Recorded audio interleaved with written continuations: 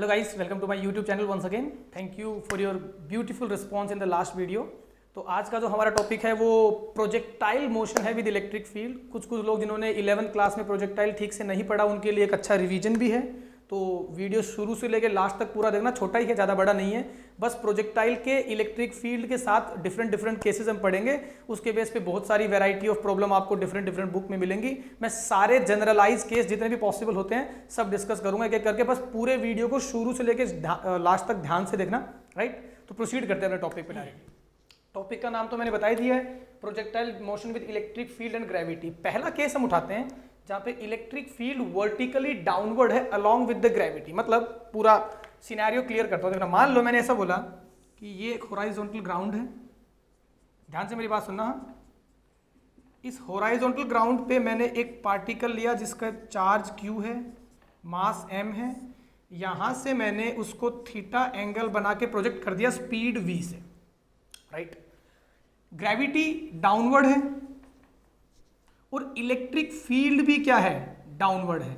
और इस चार्ज को मैंने पॉजिटिव लिया, मतलब इलेक्ट्रिक फील्ड इस चार्ज पे फोर्स कहां लगाएगा, QE डाउनवर्ड। देखना, तो इस चार्ज का मोशन मैंने चलो इस तरह डिस्क्राइब किया, ये इस तरह का ट्रेजेक्टरी बनाएगा ये। अब इस तरह के प्रोजेक्टाइल के जो भी क्वेश्चंस होते हैं हम लोग उनको दो एक्सिस पे डिवाइड करके सोल्व करते हैं। जैसे मान लो एक तो मैंने बोला यहाँ पे मैंने y एक्सिस ड्रॉ कर लिया, एक मैंने इस तरफ x एक्सिस ड्रॉ कर लिया। जिन लोगों ने 11th क्लास में प्रोजेक्टाइल पढ़ा होगा उनको ये सब चीज़ें पता है। ये x एक्सिस है और ये क्या है, y एक्सिस है। और x एक्सिस और y एक्सिस के मोशन को हम इंडिपेंडेंटली पढ़ते हैं। यही खूबसूरती है कार्टेशियन कोऑर्डिनेट सिस्टम की कि इस पे दो परपेंडिकुलर एक्सिस पे चलने वाले जो वेक्टर है वो इंडिपेंडेंटली एक्ट करते हैं, बट हमें उनमें एक कनेक्टिंग वेरिएबल ढूंढना होता है जो प्रोजेक्टाइल के केस में टाइम होता है। कि जितने टाइम में, मान लो मैंने ऐसा बोला किसी रैंडम इंस्टेंट ऑफ टाइम पे ये पार्टिकल यहाँ है और उस मूवमेंट ऑफ टाइम पे उसने x डिस्टेंस ट्रेवल किया हॉरिजॉन्टल डायरेक्शन में, y डिस्टेंस ट्रेवल किया वर्टिकल डायरेक्शन में। ये रैंडम वेरिएबल्स हैं। इसी मूवमेंट ऑफ टाइम पे इसकी कुछ स्पीड भी होगी जो कि इस v से क्या हो सकती है, अलग। तो सबसे पहले हम काम करते हैं कि इस x एक्सिस और y एक्सिस के मोशन को बिल्कुल इंडिपेंडेंट कर लेते हैं। तो x एक्सिस की डायरेक्शन में इनिशियल वेलोसिटी का कंपोनेंट क्या होगा, v cos theta. y axis की डायरेक्शन में कंपोनेंट क्या होगा, v sin थीटा। और y एक्सिस की डायरेक्शन में क्या लग रहे हैं, फोर्स लग रहे हैं, g भी y एक्सिस की डायरेक्शन में है और इलेक्ट्रिक फील्ड भी क्या है, y एक्सिस की डायरेक्शन में है। इसका मतलब x एक्सिस की डायरेक्शन में कोई भी फोर्स अभी नहीं है। तो 11th क्लास में जब हम बताते थे कि जो भी वेलोसिटी होगी उसका x कंपोनेंट क्या होगा, सेम, वो सेम चीज यहां भी होल्ड करेगी अगर इलेक्ट्रिक फील्ड y डायरेक्शन में है। तो इसका मतलब ये वाला कंपोनेंट भी क्या होगा, v cos थीटा। ये वाला कंपोनेंट भी क्या होगा, v cos थीटा। ये वाला कंपोनेंट भी क्या होगा, v cos थीटा। और ये वाला कंपोनेंट भी क्या होगा, v cos theta. y direction की जो वेलोसिटी है वो बदलेगी, उसकी बात हम करेंगे, ठीक है। पहले इंडिपेंडेंटली दोनों एक्सिस के अलोंग हम इक्वेशन लिख लेते हैं। सबसे पहले मैंने बोला, मान लो if I want to write down the equation along x axis, तो x एक्सिस के अलोंग इनिशियल वेलोसिटी क्या है, ux, that is equals to v cos theta, right, v cos theta. मैं सब कुछ x एक्सिस का लिखूंगा, ठीक है। x एक्सिस की डायरेक्शन में एक्सीलरेशन क्या है, 0, क्योंकि सारे के सारे फोर्सेस और इलेक्ट्रिक फील्ड क्या है, y डायरेक्शन में है। तो x डायरेक्शन की जो फाइनल वेलोसिटी भी क्या होगी, v cos थीटा, वो हमेशा सेम रहेगी क्योंकि x डायरेक्शन में कोई भी एक्सीलरेशन नहीं है। अगर मैं ऐसा बोलूं कि मान लो उसने x डायरेक्शन में कोई रैंडम डिस्टेंस x ट्रेवल किया जो कि एक अननोन है, जनरल पॉइंट है। जनरल पॉइंट मानने वाले जो स्टूडेंट्स होते हैं उनको मैं हमेशा बहुत पसंद करता हूं क्योंकि वो ऑब्जर्वेशन को ज्यादा क्लैरिटी से देख पाते हैं। तो x कोऑर्डिनेट अगर मैं लिखना चाहूं तो वो क्या हो जाएगा, v cos theta into t, distance is equal to velocity into time. Simple सा formula, because there is no acceleration in x direction. चलो मैं y डायरेक्शन की इक्वेशन लिखता हूं। इस इक्वेशन को भी ध्यान से देखना। y डायरेक्शन में इनिशियल वेलोसिटी क्या है, v sin theta, right. y direction में एक्सीलरेशन क्या है, ये बहुत इंटरेस्टिंग बात है, देखना। y डायरेक्शन में ग्रेविटी नीचे की तरफ है, डाउनवर्ड वेक्टर।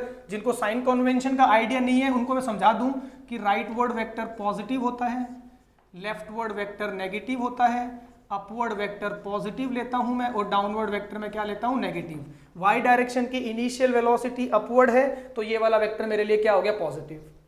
वाई डायरेक्शन में एक्सीलरेशन डाउनवर्ड है, राइट। और इलेक्ट्रिक फील्ड की वजह से इस चार्ज पे वाई डायरेक्शन में लगने वाला फोर्स क्या होगा, Q इंटू ई, और एक्सीलरेशन क्या हो जाएगा, Q into E by M, force upon में मास। तो वाई डायरेक्शन में जो नेट एक्सीलरेशन आएगा it would be minus of G plus Q E by M.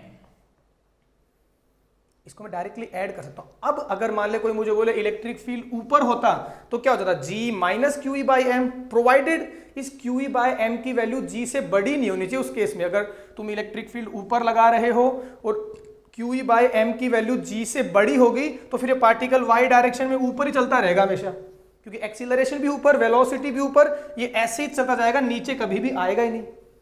बात समझ आ रही है। तो क्यू ई बाई एम की वैल्यू हम G से छोटी मानेंगे। अगर इलेक्ट्रिक फील्ड ऑपोजिट है तो डाउनवर्ड है तो ये प्लस हो गया, ठीक है। अब देखना वाई डायरेक्शन की फाइनल वेलोसिटी क्या होगी, initial velocity v sine theta minus acceleration क्या होगा, G plus Q E by M into T. मैं बिल्कुल एक्सट्रीमली जनरल वे में तुमको बता रहा हूं, फिर मैं तुमको डायरेक्ट रिजल्ट याद रखना भी सिखाऊंगा। वाई डायरेक्शन का कोऑर्डिनेट क्या होगा, v sine theta into T minus half G plus Q E by M into T square. Fine, minus Q लगा रहा हूं क्योंकि वो डाउनवर्ड वेक्टर है, राइट। और वाई डायरेक्शन की वी वाई का square is equal to V square sine square theta minus 2 into G plus Q E by M into Y. ये मैंने कुछ जनरल इक्वेशन इसकी लिख ली। अब देखना, अब कोई मुझसे पूछे कि बताओ इस केस में what will be the time to reach maximum height, what will be the time to reach maximum height। अब तुमको सबसे पहले ये सोचना है कि भाई मैक्सिमम हाइट पे अगर मुझे पहुंचना है तो मैं कौन सी एक्सिस पे मूव कर रहा हूं। मैक्सिमम हाइट ये वाला पॉइंट होगा h max, ये y एक्सिस का वेरिएबल है, y एक्सिस का वेरिएबल है, हाँ या ना। देख के तुमको पूरा आइडिया लग रहा है। तो हमको ये पता है कि जब भी पार्टिकल y डायरेक्शन में अपना मैक्सिमम डिस्प्लेसमेंट लेगा, that maximum displacement will be termed as maximum height above the ground. अब उसको मैथमेटिक्स में हम ये बोलते हैं कि भाई यहां पे y डायरेक्शन की जो वेलोसिटी है वो क्या हो जाएगी, जीरो। क्यों? क्योंकि अगर ये जीरो नहीं हुई तो y में और ऊपर मूव करेगा, और ये जीरो वही पॉइंट होता है जहां वो अपनी डायरेक्शन को बदलता है। मतलब अगर मैं ऐसा बोलूं, यहां ग्राउंड से मैंने एक पार्टिकल को बस y डायरेक्शन में फेंका v साइन थीटा वेलोसिटी से, तो ये ऊपर जाके बिल्कुल वापस क्या आएगा, नीचे आएगा। y डायरेक्शन का मोशन अभी भी इस प्रोजेक्टाइल में भी वैसा ही है, लेकिन एक्सीलरेशन g की जगह क्या हो गया, ये वाला एक्सीलरेशन हो गया। और इसमें एडिशनल अगर मैं x डायरेक्शन का मोशन ऐड कर दूं तो वो x में भी कुछ शिफ्ट लेता रहेगा, दोनों को मिला के कंबाइंड मोशन बनता है। टू डायमेंशनल मोशन की यही डेफिनेशन है कि it's a combination of two independent one dimensional motion, one is along x axis, second is along y axis. तो y डायरेक्शन में इसका मूवमेंट क्या ऐसा है। अब जब वो top most point of trajectory पे होगा, मतलब यहां होगा, तो उसका y डायरेक्शन का वेलोसिटी क्या हो जाएगा, जीरो। उस केस में ये जो हाइट उसने ट्रेवल किया उसको मैं क्या बोलूंगा, h max। मतलब मैं y डायरेक्शन की वेलोसिटी को इस थर्ड इक्वेशन में जीरो पुट कर दूं। टाइम निकालना ना मुझे, sorry, I want to calculate time. तो मैं इस वाले y को जीरो पुट कर दूं तो मुझे यहां से क्या मिल जाएगा, टाइम। तो मैंने अगर इसको जीरो पुट किया तो it comes out to be v sine theta minus q plus g plus Q E by M into t. तो this t comes out to be v sine theta upon में g plus Q E by M. ये मेरे पास आ गया time to reach maximum height after projection. तुम फेंकने के को अगर तुम t इक्वल टू जीरो लोगे तो टॉप मोस्ट पॉइंट तक जाने का जो टाइम है वो ये है, ठीक है। अब कोई मुझसे बोले कि बताओ what will be the time of flight, जो लोग 11th क्लास में प्रोजेक्टाइल जिन्होंने ठीक से नहीं पढ़ा उनके लिए थोड़ा सा रिवीजन भी है ये, तो ध्यान से सुनो, बेनिफिट है तुम्हारे लिए हर एंगल से। टाइम ऑफ फ्लाइट क्या है? टाइम ऑफ फ्लाइट क्या है? तुमने जब पार्टिकल को फेंका t=0 पे जस्ट थ्रो कर दिया, और कितने टाइम के बाद वो यहां पे आके टकराया, टकराने से जस्ट पहले की बात कर रहा हूं मैं, राइट? तो दैट टाइम इज t। तो टोटल टाइम जो है, चलो इसको कैपिटल T लिख लेते हैं, इस टोटल टाइम को मैं क्या बोलता हूं? Time of flight. अब मैथमेटिक्स की टर्म में कैसे देखूं? देखना, मैं अगर बस y डायरेक्शन को स्टडी करूं तो पार्टिकल y डायरेक्शन में कहां गया? पहले ऊपर गया है और नीचे आ गया है, ये सारी इक्वेशन के अलोंग, और x में वो सीधा चलता गया है। क्या मैं ऐसे बोल सकता हूं कि भाई y डायरेक्शन में जब वो ऊपर जाके नीचे आया, ठीक है, तो इस प्रोजेक्टाइल में जब वो ऊपर जाके नीचे आया तो एक्चुअल में वो यहां पहुंच चुका था, क्योंकि साथ साथ में x भी चल रहा है ना यहाँ पे। इसका मतलब मैं ऐसा बोल सकता हूं कि जब y डायरेक्शन का डिस्प्लेसमेंट ऊपर जाके नीचे आते टाइम 0 हो गया, वही टाइम है जब पार्टिकल ग्राउंड पे हिट कर गया। तो मैं y डायरेक्शन के डिस्प्लेसमेंट को क्या पुट कर दूं? 0, और यहां से टाइम निकाल लेता हूं। तो मैं इस इक्वेशन में y डायरेक्शन के डिस्प्लेसमेंट को मैंने क्या पुट किया? 0। बेसिकली मैं निकाल क्या रहा हूं, मैं कैलकुलेट क्या कर रहा हूं? मैं y डायरेक्शन के डिस्प्लेसमेंट को 0 होने का टाइम कैलकुलेट कर रहा हूं बस। इस केस में वो टाइम ऑफ फ्लाइट है, क्योंकि प्रोजेक्टाइल है ही ऐसा कि ग्राउंड से ही थ्रो किया और ग्राउंड पे ही लैंड किया है। अगर किसी टावर से थ्रो करते तो फिर ये वाली इक्वेशन ट्रू नहीं होती। ध्यान रखना, टावर से थ्रो करते या फिर डाउनवर्ड थ्रो करते, उस केस में हमें अलग सिचुएशन सोचनी पड़ती, लेकिन यहां पे ग्राउंड टू ग्राउंड है तो y डायरेक्शन का डिस्प्लेसमेंट 0 रखने से काम हो जाएगा। y को 0 पुट करेंगे तो 0 will comes out to be v sin theta into t minus half g plus Q E by M into T का स्क्वायर। यहां से t की वैल्यू क्या आ जाएगी? 2v साइन थीटा अपोन में g plus Q E by M. ये मेरे पास क्या आ गया? Time of flight. एग्जैक्टली इसका डबल है, देख लो, एग्जैक्टली इसका डबल है। मतलब यहां से मैक्सिमम हाइट तक जाने का टाइम और यहां से वापस नीचे आने का टाइम क्या है? बिल्कुल सेम। इसका time of upward journey will be equal to time of downward journey, provided this electric field should be constant. मैंने कांस्टेंट ही मानना पड़ेगा। अगर वेरिएबल होगा तो फिर वो टाइम ये ई के फंक्शन पे डिपेंड करेगा, यहां भी टाइम ई के फंक्शन पे डिपेंड करेगा। वो हायर लेवल की प्रॉब्लम है, हम बेसिक बातें कर रहे हैं अभी, ठीक है, फाइन। सेकेंड कोई मुझे बोले what will be maximum height? Maximum it wants to calculate the H max. अगर तुमको अब तक का पूरा डिराइवेशन क्लियर है तो यहां से तुम डायरेक्टली देख सकते हो मैक्सिमम हाइट के पॉइंट पे y की वैल्यू क्या होगी? 0। And what we wants to calculate? We wants to calculate the y coordinate of this projectile when the y directional velocity is 0. It means we have to visit the third equation जहां पे मैं vy को क्या put करूंगा? 0, और मुझे क्या मिल जाएगा? y coordinate. तो उसको मैं क्या बोलूंगा? h max। तो it comes out to be v square sine square theta minus 2 into g plus Q E by M into H max बोल दू इसे भी। तो एच मैक्स की वैल्यू क्या आएगी? u square sine square theta upon में 2 into G plus Q E by M, right. एक बात ध्यान रखना कि time to reach maximum height, time of flight and ये क्या बोलते हैं मैक्सिमम हाइट, ये तीनों चीजें मैंने बस y एक्सिस के वेरिएबल से ही सोल्व करी हैं। मतलब y एक्सिस के ही मोशन से मेरा काम हो गया। तो ये बात हमेशा दिमाग में रखना, जब भी टाइम ऑफ फ्लाइट की बात आए, मैक्सिमम हाइट की बात आए, time to reach maximum height की बात आए, हमेशा तुमको इस प्रोजेक्टाइल सेटअप में y डायरेक्शन के वेरिएबल्स को ही देखना, क्योंकि ये सब चीजें y एक्सिस ही जज करता है जनरली, राइट। मान लो कोई मुझसे ऐसा पूछे what is the range, what will be the range, horizontal range, तो उसको कैसे कैलकुलेट करेंगे? देखना, तो इस रेंज को, रेंज कौन सी एक्सिस का वेरिएबल है? रेंज क्या होता है पहले तुमको वो मैं समझाता हूं, हालांकि बहुत से लोगों को पता है। जहां पे तुमने थ्रो किया और जहां पे लैंड किया वहां से ये distance, this is termed as range. कौन सी एक्सिस का वेरिएबल है? एक्स एक्सिस का।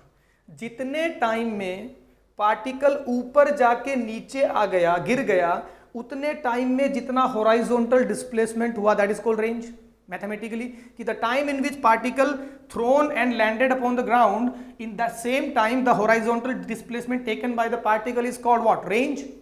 तो कितना टाइम लगा उसको ऊपर जाके नीचे आने में, इतना, है ना। और उतने टाइम में जितना एक्स कोऑर्डिनेट ट्रेवल हुआ है वो क्या होगा, रेंज। एक्स कोऑर्डिनेट का फॉर्मूला ये रहा, v cos theta into T. यहाँ पे टाइम को हम इसको लाके पुट कर देंगे यहाँ पे, तो इसको जब तुम सोल्व करोगे तो range will become what, v cos theta into 2v sin theta upon में g plus Q E by m। It comes out to be u square sine 2 theta upon में g plus Q E by m। I think तुम फॉर्मूले को convert कर सकते हो, वो ऊपर twice sine theta cos theta रखा हो, उसको मैंने साइन 2 थीटा लिख दिया, ये डायरेक्टली क्या आ जाएगा, v स्क्वायर अपॉन में Q plus g plus Q E by M. अब देखना, ये एक प्रोजेक्टाइल का रिवीजन है बेसिकली तुम्हारे लिए, 11th के बच्चों के लिए। अब जिनको जो मतलब 11 में जिन्होंने प्रोजेक्टाइल ठीक से नहीं पढ़ा, अब देखो यही चीज तुमको अगर मैं डायरेक्टली याद कराऊं, तो तुम जब ग्राउंड प्रोजेक्टाइल पढ़ते थे तो टाइम ऑफ फ्लाइट का फॉर्मूला क्या होता था, 2v sine theta by g. Maximum height का फॉर्मूला क्या होता था, u square sine 2 theta by 2g। यहाँ पे क्यू ई बाई एम का टर्म नहीं आता था, ये क्या होता था, u square sine 2 theta by g होता था। अब एडिशनल टर्म क्या लग गया है, q E by m, q E by M और क्यू ई बाई एम लग गया है। अगर तुम ध्यान से इनको देख रहे हो तो हमको पता करना क्या है, अगर इलेक्ट्रिक फील्ड ग्रेविटेशनल फील्ड की डायरेक्शन में ही है तो हमें करना क्या है, ये तो g है और एक्सीलरेशन क्या है, क्यू ई बाई एम है, दोनों को ऐड करके मैं g इफेक्टिव रख दूंगा। तो g इफेक्टिव की वैल्यू मेरे लिए क्या आएगी, it would be g plus Q E by M, अगर इलेक्ट्रिक फील्ड सेम डायरेक्शन में है, और अगर ऑपोजिट में तो g minus Q E by M. तो टाइम ऑफ फ्लाइट के फॉर्मूले में यहां g आया करता था, इसकी जगह मैंने g, अब g इफेक्टिव क्या रखूंगा, g plus Q E by M. इस वाले फॉर्मूले में g आया करता था, g की जगह मैंने इसको पुट कर दिया, इस रेंज के फॉर्मूले में मैंने इसको पुट कर दिया। मैं डायरेक्टली वैसे भी निकाल सकता हूं, लेकिन मेरा मेन पर्पस यहाँ पे तुमको प्रोजेक्टाइल का थोड़ा सा रिवीजन कराना था, ताकि कुछ जनरल इक्वेशन, जनरल बातें अगर तुमसे करी जाएं तो तुम बात कर सकते हो, ठीक है। ये तो नॉर्मल केस हुआ। अब अगर मान लो इसी इलेक्ट्रिक फील्ड को वर्टिकल की जगह हॉराइजॉन्टल कर दे तो तुम क्या करोगे, तो उसकी बात भी कर लेते हैं। तो इस केस को देखना, जहां पे इलेक्ट्रिक फील्ड हॉराइजॉन्टल है, मतलब ग्रेविटी डाउनवर्ड है और इलेक्ट्रिक फील्ड ई बस हॉराइजॉन्टल डायरेक्शन में है। इसका मतलब इस बार एक्स एक्सिस की डायरेक्शन में जो एक्सीलरेशन है that is Q E by M, right. इसका मतलब इस बार एक्स डायरेक्शन की वेलोसिटी सेम नहीं रहेगी, मतलब हर मूवमेंट पे अगर मैं चलो इसको v cos थीटा बोलता हूं, अब तो हम आई थिंक पूरी इक्वेशन को फटाफट लिख सकते हैं, इसको v sin थीटा बोलूंगा, तो अब हर मूवमेंट पे x डायरेक्शन की वेलोसिटी सेम नहीं रहेगी, क्योंकि वेलोसिटी इस तरफ है, एक्सीलरेशन भी इस तरफ है, तो वेलोसिटी विल कीप इंक्रीजिंग। अगर मैं x डायरेक्शन की इक्वेशन फटाफट लिखूं तो x एक्सिस की यहाँ पे बात करूंगा, तो x डायरेक्शन की वेलोसिटी क्या होगी, v cos theta. x direction का एक्सीलरेशन क्या होगा, Q E by M. x direction की फाइनल वेलोसिटी क्या होगी, v cos theta plus Q E by M into T. x coordinate अब क्या हो जाएगा, v cos theta into T plus half Q E by M into T square. Plus क्यों लगा रहा हूं, क्योंकि राइट वर्ड है एक्सीलरेशन x डायरेक्शन में, ये इक्वेशन लिखी जाएंगे। अब क्लियर है, आई थिंक कोई दिक्कत नहीं है इसके अंदर। y डायरेक्शन का अगर मैं मोशन लिखूं तो y डायरेक्शन में इस बार बस अकेला g ही रह गया बेचारा। पहले इसका साथ इलेक्ट्रिक फील्ड दे रहा था, अब इलेक्ट्रिक फील्ड ने मुंह फेर लिया तो वो हॉराइजॉन्टल हो गया। y डायरेक्शन में कोई एक्सीलरेशन नहीं, मतलब g है, बस ग्रेविटी है। तो y डायरेक्शन की वेलोसिटी क्या होगी, v sin theta. y direction का एक्सीलरेशन क्या होगा, माइनस g। y डायरेक्शन की वेलोसिटी क्या हो जाएगी, v sin theta minus G T. y coordinate क्या होगा, v sin theta into T minus half G T square. Similarly तुम थर्ड इक्वेशन भी लिख सकते हो। यहाँ पे एक इंपॉर्टेंट बात तुमको बताता हूँ, अगर तुमने इससे पीछे वाला डिराइवेशन ध्यान से समझा है तो y डायरेक्शन से हम क्या क्या चीजें कैलकुलेट करते थे, टाइम ऑफ फ्लाइट। अब वो क्या होगा, 2v sin थीटा अपॉन में g plus Q E by M था, अब अकेला g है तो 2v sin थीटा बाई जी। समझ में आ रही बात? अगर तुम वो चीज समझ गए तो ये तुम्हारे लिए बहुत आसान है। अगर y time to reach maximum height क्या हो जाएगा इसका, half v sin theta by G. What will be the maximum height? It would be v square sine square theta by 2g।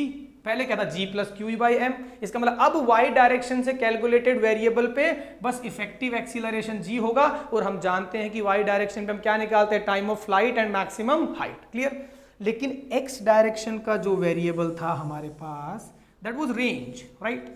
and if I want to calculate the range, it will be a variable of x axis, so I have to use the equation of x axis। x coordinate अभी क्या है, ये है। पहले क्या था, v cos theta into t था ना। बस जितने, अभी भी कॉन्सेप्ट वही है कि जितने टाइम में ये भाई साहब y डायरेक्शन में ऊपर जाके नीचे आ चुके हैं, जो कि वहां लिखा हुआ है टाइम, उतने ही टाइम में जितना x डायरेक्शन में डिस्प्लेसमेंट है उसी को मैं रेंज बोलूंगा अभी भी। लेकिन उस पहले वाली सिचुएशन में x की इक्वेशन अलग थी, क्योंकि x में यूनिफॉर्म मोशन था। इस केस में x की इक्वेशन क्या है, एक्सीलरेटेड। तो मैं रेंज क्या लिखूंगा, रेंज का फॉर्मूला क्या होगा, u cos थीटा, मतलब बेसिकली ये x कोऑर्डिनेट ही रेंज होगा, लेकिन टाइम में क्या रखूंगा, ये वाला। It will be 2v sine theta by g plus half QE by M into 2v sine theta by g का square. The most important part is कि तुमको कोई भी फॉर्मूले याद नहीं रखने हैं, तुमको सिचुएशन क्लियर होनी चाहिए। तुमको ये पता होना चाहिए कि जब y डायरेक्शन में इलेक्ट्रिक फील्ड था तो y डायरेक्शन के ये time of light, maximum height, ये सब वेरिएबल्स बदल गए थे, राइट? अब x डायरेक्शन में एक्सीलरेशन है तो कौन सी वैल्यू बदलेगी वो इक्वेशन लिखो। तुमको इसको भी आगे चाहे सोल्व मत करो, रेंज की वैल्यू डिराइव करके याद रखने की जरूरत नहीं है, बट तुमको ये पता होना चाहिए कि ग्राउंड में जब बस ग्रेविटी हुआ करती थी तो प्रोजेक्टाइल का बिहेवियर, और जब इलेक्ट्रिक फील्ड वर्टिकल डायरेक्शन में आ गया तो y डायरेक्शन का एक्सीलरेशन g इफेक्टिव बढ़ गया, राइट? और अगर हॉरिजॉन्टल आ गया तो x डायरेक्शन में एक इफेक्टिव एक्सीलरेशन आ गया। y डायरेक्शन के कौन से वेरिएबल मैंने कैसे सोल्व करे थे वो पता होना चाहिए, और x के वेरिएबल मैंने क्या थॉट प्रोसेस रख के सोल्व करे थे वो पता होना चाहिए। तुम सब कुछ बना लोगे। मान लो कोई तुमको ऐसा बोले कि भाई इस बार क्या करते हैं जी, थोड़ा टफ बनाते हैं।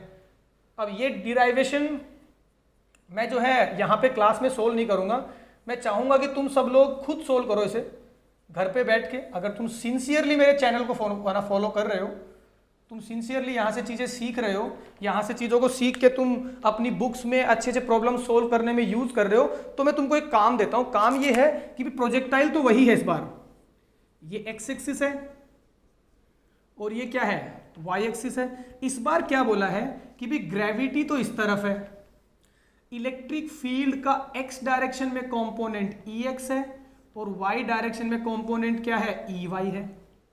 इस बार x में भी इलेक्ट्रिक फील्ड है और y में भी। ऐसा भी कर सकते हैं कि इस डायरेक्शन में कोई इलेक्ट्रिक फील्ड दे दिया, उसका एंगल बना दिया थीटा, तो E cos theta horizontal and E sin theta vertical. मैं बस तुम्हारी इतनी हेल्प कर सकता हूं कि भाई y डायरेक्शन का जो एक्सीलरेशन होगा that will be minus of g plus QEy by m। मतलब जहां जहां तुम y डायरेक्शन से वैल्यू सोल्व करोगे वहां वहां एक्सीलरेशन की जगह ये टर्म आएगी। मतलब जो ये टाइम ऑफ फ्लाइट है यहाँ g की जगह ये आ जाएगा, ये जो h मैक्स है यहाँ पे g की जगह ये वाली टर्म आ जाएगी। अब x डायरेक्शन का एक्सीलरेशन क्या होगा, it will be plus q into Ex by m। तो जहां जहां जो तुम x एक्सिस के वेरिएबल सोल्व करते हो, बेसिकली वो रेंज ही है, x कोऑर्डिनेट है बेसिकली, तो उस रेंज के फॉर्मूले में जो एक्सीलरेशन है उसकी जगह QEx बाय m आ जाएगा। y डायरेक्शन के वेरिएबल्स को ये इफेक्ट करेगा, टाइम ऑफ फ्लाइट और मैक्सिमम हाइट को, और रेंज को ये इफेक्ट करेगा। तो आई थिंक अभी ना ग्राउंड से फेंके हुए प्रोजेक्टाइल में तुमको कहीं भी किसी भी एंगल पे इलेक्ट्रिक फील्ड अगर दे दे तो you know how to solve it. ठीक है, मैं कोई पर्टिकुलर वैल्यू लेके सोल्व नहीं करा रहा हूं, मैंने जनरल सारे केस ही डिस्कस कर दिए ताकि तुमको बस वैल्यू एग्जाम में मिलेगी और पुटअप करो और आंसर निकालो, राइट? कोई तुमको किसी भी टाइम पे मतलब अगर बोल दे कि बताओ y डायरेक्शन की किसी रैंडम t सेकंड के बाद वेलोसिटी क्या होगी, तो y डायरेक्शन की इनिशियल वेलोसिटी क्या होगी, v sin theta minus q e by m plus g into क्या लगा दोगे t। ये y डायरेक्शन की कोई रैंडम टाइम पे वेलोसिटी होगी, टाइम की वैल्यू पुट करो, वेलोसिटी निकालो। y कोऑर्डिनेट के लिए y इज इक्वल टू क्या होगा, v sin theta into t minus half g plus Q E by M into T square. इसी प्रकार तुम x डायरेक्शन का भी सारे वेरिएबल कैलकुलेट कर सकते हो, बस तुमको x और y में ये जनरल इक्वेशन बनाना आना चाहिए। तुम लोग इस पे तुमको कहीं भी HCV में, DC पांडे में, किसी भी बुक में तुमको इस कॉन्सेप्ट के ऊपर मतलब प्रॉब्लम मिले तो सोल्व कर दो उसे। कोई डाउट है तो हम अवेलेबल है, तुम ना कमेंट बॉक्स में उसको टाइप करो। अभी के लिए कमेंट बॉक्स ही हमारे कम्युनिकेशन का मेथड है। मैं फेसबुक पेज बना के शेयर करूंगा धीरे से, लेकिन ये कि तुम सोल्व करो इस पे प्रॉब्लम, ठीक है। एक अलग तरह की प्रॉब्लम हम इसके बाद देखते हैं जहां पे बस इलेक्ट्रिक फील्ड है। मतलब इस बार एक ऐसा केस उठाते हैं जहां पे ग्रेविटी है ही नहीं, पार्टिकल प्रोजेक्टाइल कर रहा बस इलेक्ट्रिक फील्ड में, राइट। तो उसकी तरफ बढ़ते हैं। देखना ये सिचुएशन देखना, बहुत इंटरेस्टिंग है। दो प्लेट्स है मेरे पास, ऊपर पॉजिटिवली चार्ज प्लेट है, नीचे नेगेटिवली चार्ज प्लेट है। इन दोनों की वजह से जो इलेक्ट्रिक फील्ड होगा वो डाउनवर्ड होगा, उसकी वैल्यू ई दे दी है मैं, गिवन है, राइट। इस ग्रेविटी फ्री स्पेस में रखा है पूरा सेटअप। अब देखना ये जो इसमें एक चार्ज एंटर कराया मैंने हॉराइजॉन्टली, चार्ज क्यू है, पॉजिटिव है, मास m है, और इस चार्ज की वेलोसिटी बोल दी है v, राइट। अब देखना हमसे सवाल पूछा है find the speed at exit. Charge जब इससे एग्जिट करेगा तो स्पीड क्या होगी, एंड ऑल्सो फाइंड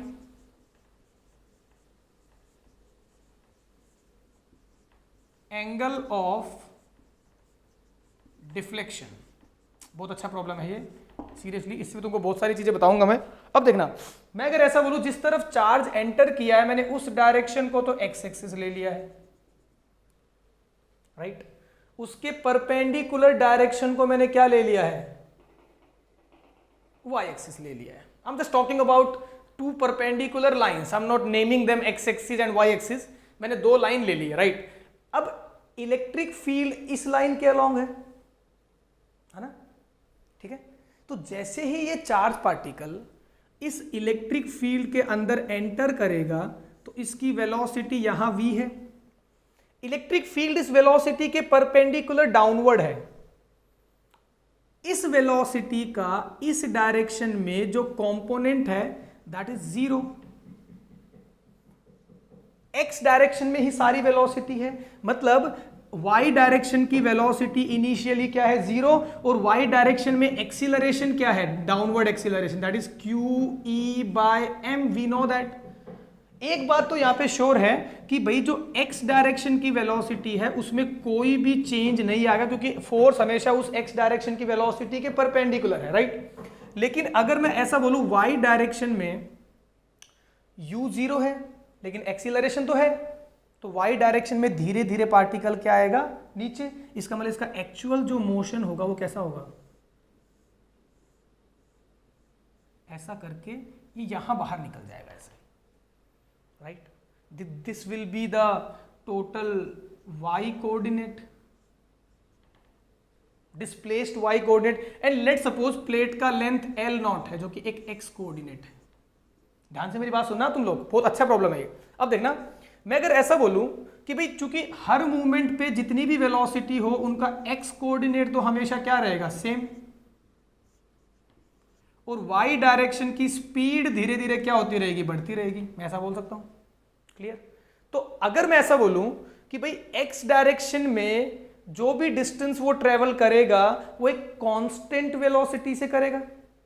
इंटरेस्टिंग बात है, क्योंकि x डायरेक्शन की जो वेलोसिटी है वो कांस्टेंट है, क्योंकि x डायरेक्शन में कोई एक्सीलरेशन नहीं, मतलब x डायरेक्शन में जो भी डिस्टेंस वो ट्रेवल करेगा वो कांस्टेंट वेलोसिटी से करेगा। और अगर कांस्टेंट वेलोसिटी से करेगा तो x डायरेक्शन का डिस्टेंस क्या है, L0, तो time will be L0 by v, time is equal to distance upon velocity.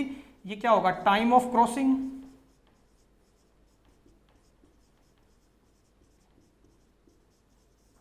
इतने टाइम में इस प्लेटों से आर पार हो जाएगा वो, राइट। मैं अगर ऐसा बोलूं, मान लो किसी, चलो ये वाली हाइट मैं h लेता हूं जो टोटल क्रॉस करी। मान लो किसी रैंडम इंस्टेंट ऑफ टाइम पे वो भाई साहब यहां थे, उन्होंने कुछ डिस्टेंस x में ट्रेवल करी और कुछ डिस्टेंस y में ट्रेवल करी, राइट। तो x तो किसके बराबर आ जाएगा, v इंटू टी। अच्छा y डायरेक्शन की बात करूं तो y डायरेक्शन की इक्वेशन क्या होगी, half into Q E by M into T square, क्योंकि y डायरेक्शन की इनिशियल वेलोसिटी क्या है 0, y डायरेक्शन का डिस्प्लेसमेंट क्या है -y, y डायरेक्शन में एक्सीलरेशन क्या है -qe/m, तो y equal to ut plus half at square वाली इक्वेशन लगाई और ये क्या हो गया प्लस प्लस, ठीक है। x डायरेक्शन में जो वो डिस्टेंस ट्रेवल करेगा that x will be equal to v0 into T, distance equal to velocity into time. यही तो मैंने x को L0 पुट किया ना, क्योंकि x डायरेक्शन का टोटल डिस्टेंस L0 है, तो वहां से मुझे t क्या मिल गया L0 बाई v, लेकिन वो टाइम ऑफ क्रॉसिंग है, किसी रैंडम इंस्टेंट की बात करूं तो ये आएगा मेरे पास, क्लियर। अब इस t को उठा के मैं यहां पुट कर दूं तो y is comes out to be what half qe/m into X square by V square. ये तुमको एक y और x में रिलेशन मिला है, दैट इज पैराबोला। y किस पे डिपेंड कर रहा है x स्क्वायर पे, मतलब ये ट्रेजेक्ट्री पैराबोला। हालांकि वो हमारा सवाल नहीं था, लेकिन फिर भी हमने कैलकुलेट कर दिया, राइट, कि भाई जब इलेक्ट्रिक फील्ड से वेलोसिटी किसी एंगल पे हो तो उस ट्रेजेक्ट्री को पैराबोला बोलते हैं, अगर इलेक्ट्रिक फील्ड कांस्टेंट हो तो। अब हमारा मेन पॉइंट क्या है, find the speed at exit. अब देखना, मुझे इस मूवमेंट पे स्पीड चाहिए। अब देखो ये वाली वेलोसिटी तो मेरे पास है v, मुझे बस y डायरेक्शन की वेलोसिटी चाहिए ना। मुझे y डायरेक्शन की वेलोसिटी कब चाहिए, जब वो क्रॉस कर रहा है। क्रॉस कितने टाइम बाद कर रहा है, क्रॉस इतने टाइम बाद कर रहा है, तो y डायरेक्शन की वेलोसिटी vy क्या हो जाएगी, initial velocity 0 minus of acceleration क्या है qe/m इंटू टाइम क्या है L0/v। ये मेरे पास y डायरेक्शन की वेलोसिटी आ गई। नेगेटिव साइन का मतलब क्या है, डाउनवर्ड है। I don't care about that, क्योंकि साइन तो मैंने पहले से लिख लिया है। तो y डायरेक्शन की वेलोसिटी क्या आ जाएगी qe/L/mv।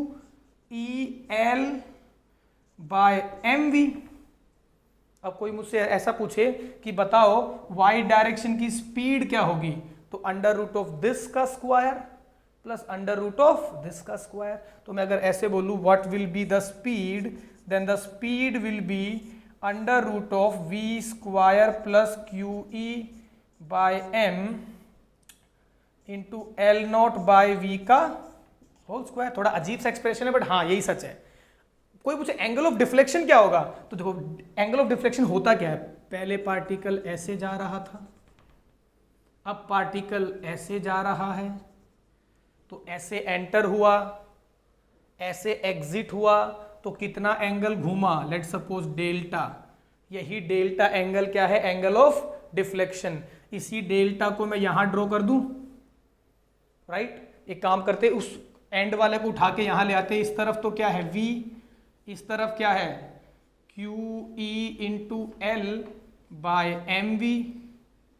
ऐसे ये एंगल क्या है डेल्टा, तो यहां से tan डेल्टा क्या होगा, परपेंडिकुलर बाय बेस। परपेंडिकुलर तो ये रहा और बेस ये रहा, तो it comes out to be qe/L/mv²। ये इसका एंगल ऑफ डेविएशन आ गया। देख रहे हो, हमने इलेक्ट्रिक फील्ड के अंदर भी प्रोजेक्टाइल एंटर करा के हमने स्टडी कर लिया है। लेकिन पता इसमें सबसे इंपॉर्टेंट चीज क्या, इंपॉर्टेंट चीज इलेक्ट्रिक फील्ड के साथ प्रोजेक्टाइल पढ़ना नहीं है, इंपॉर्टेंट काइनेमेटिक्स है। काइनेमेटिक्स ने हमको बताया कि भाई तुम एक्स एक्सिस और वाई एक्सिस के मोशन को इंडिपेंडेंटली करके पढ़ सकते हो, भले कुछ भी हो, भले कोई भी एक्सीलरेशन हो, भले ग्रेविटी प्रोवाइड करे, भले इलेक्ट्रिक फील्ड प्रोवाइड करे, you just have to calculate the acceleration. If the acceleration is in y direction, it will effect the motion of y direction only. If the acceleration is in x direction, it will effect the motion of x direction only. अगर x में acceleration नहीं है तो x की direction के जो भी variables होंगे वो यूनिफॉर्म वेलोसिटी से वेरी करेंगे, और y में नहीं तो y का साथ भी सेम हाल होगा। दोनों में कनेक्टिंग वेरिएबल क्या होगा, टाइम। ये बहुत इंटरेस्टिंग बात है कि भाई जब ये पार्टिकल यहां आया तो जितने टाइम में ये x डिस्टेंस ट्रेवल करेगा उतने टाइम में इसको कुछ y ट्रेवल करना पड़ेगा। वही t का एक्सप्रेशन x की इक्वेशन में भी आएगा इस वाली में, और वही t का एक्सप्रेशन इस y में भी आएगा। वो तुमको ध्यान रखना, मतलब बेसिकली कुछ भी। अब मान लो ऐसा हो सकता है कि मैं इलेक्ट्रिक फील्ड की जगह कोई दूसरा फोर्स लगा दूं, तो उस फोर्स का मुझे बस एक्सीलरेशन चाहिए and I can solve the whole kinematics. Kinematics is a very beautiful thing, बहुत ही खूबसूरत चैप्टर है वो। मतलब उसमें तुमको बहुत सारे कॉन्सेप्ट्स क्लियर होते हैं कि किस तरह से पार्टिकल का मोशन होता है। वो सबसे इंपॉर्टेंट चीज, हमको वहां पे देखना नहीं पड़ता कि पार्टिकल मूव क्यों कर रहा है, हम बस ये देखते हैं कि पार्टिकल के कोऑर्डिनेट्स कैसे चेंज हो रहे हैं, कोऑर्डिनेट वेरी कैसे कर रहे हैं, बस उसके मोशन का मतलब मोशन इनिशिएट क्यों हुआ है, मोशन क्यों हो रहा है, हम उसकी बात कभी भी नहीं करते हैं। यही डेफिनेशन है काइनेमेटिक्स की, राइट। तो ये इलेक्ट्रिक फील्ड के साथ हमने कुछ काइनेमेटिक्स के प्रॉब्लम पढ़ ली है। तो ये पूरा मैंने प्रोजेक्टाइल का केस तुमको पढ़ा दिया है। इलेक्ट्रिक फील्ड हॉरिजॉन्टल हो, इलेक्ट्रिक फील्ड वर्टिकल हो, इलेक्ट्रिक फील्ड किसी एंगल पे हो, या फिर बस इलेक्ट्रिक फील्ड हो, तो इस डायरेक्शन की वेलोसिटी क्या रहेगी, सेम। अगर इलेक्ट्रिक फील्ड डाउनवर्ड है तो इस डायरेक्शन की वेलोसिटी क्या रहेगी, सेम हॉरिजॉन्टल की। अगर मान लो इलेक्ट्रिक फील्ड हॉरिजॉन्टल होता, बस हॉरिजॉन्टल, तो वर्टिकल डायरेक्शन की वेलोसिटी क्या हो जाती, सेम। तो you don't have to worry about that. तुमको ये पता होना चाहिए कि अगर फोर्स y में है तो उसके परपेंडिकुलर डायरेक्शन में कोई भी मोशन नहीं होगा, मतलब कोई भी मोशन एक्सीलरेटेड नहीं होगा, यूनिफॉर्म वेलोसिटी से होगा, राइट। तो आज इतना ही करते हैं प्रोजेक्टाइल का केस। ये छोटा सा वीडियो है, पूरा तुम लोग मतलब स्प्रेड करो इसे। तुमने अगर पूरा देखा है, समझ में आया तो लाइक शेयर सब्सक्राइब करो। अगली क्लास में हम पेंडुलम का केस लेंगे प्लस कैविटी के अंदर इलेक्ट्रिक फील्ड की कैलकुलेशन करेंगे। इतना करने के बाद हमारा इलेक्ट्रिक फील्ड मेंस लेवल का खत्म हो जाएगा। फिर हम JEE एडवांस की प्रॉब्लम करेंगे कुछ बेहतरीन। उसके बाद हम इलेक्ट्रोस्टैटिक पोटेंशियल एनर्जी पे आना पड़ जाएंगे। एटलीस्ट 60 to 70 लेक्चर में अपलोड करूंगा, पूरा इलेक्ट्रोस्टैटिक्स कवर हो जाएगा, तुमको कोई दिक्कत नहीं आएगी। HC वर्मा, DC पांडे सारी बुकें तुम सोल्व कर दोगे। कुछ एक दो डाउट बचेंगे, वो तुम भेज सकते हो मुझे। धीरे धीरे मैं अपना तुम लोगों से कांटेक्ट का जरिया भी बढ़ा रहा हूँ। मैं नई चीजें सीख रहा हूँ गाइस। फेसबुक पेज में तुमको शेयर करूंगा, थोड़े दिनों बाद मैं कुछ और भी ड्राइव के लिंक वगैरह देना स्टार्ट करूंगा। थोड़ा मैं ये सब चीज़ों में मुझे आइडिया नहीं है, लेकिन तब तक के लिए तुम लोगों को जोड़ो जितना हो सके, स्प्रेड करो इसे, शेयर करो, कॉमेंट करो, सब्सक्राइब करो। Thank you, good night.